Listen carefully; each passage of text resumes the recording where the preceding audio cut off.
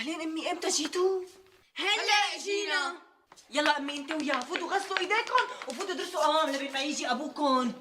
شو غدانا؟ ما بعرف. لكن مين بيعرف الجيران؟ لا حبيبي، بس ابوك بده يجيب اكل جاهز وما بعرف شو بده يجيب. وليش ما طبختي لنا؟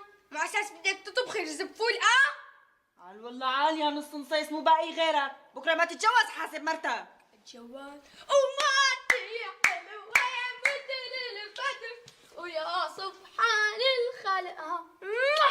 حلوة انتي. فريج كباب. فريج كباب. لا فريج هلا بتشوف. شارت انه كباب؟ ايه بشارت. من شو لشو؟ يا انا باكل حصتك يا انت بتطعميني حصتك. ماشي.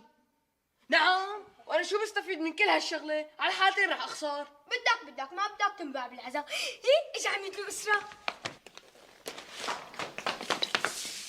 شو جايب كباب مو؟ لا فريج مو هيك بابا؟ لا كباب ولا فراريش. لكن شو جايب؟ على الغدا بتعرفوا.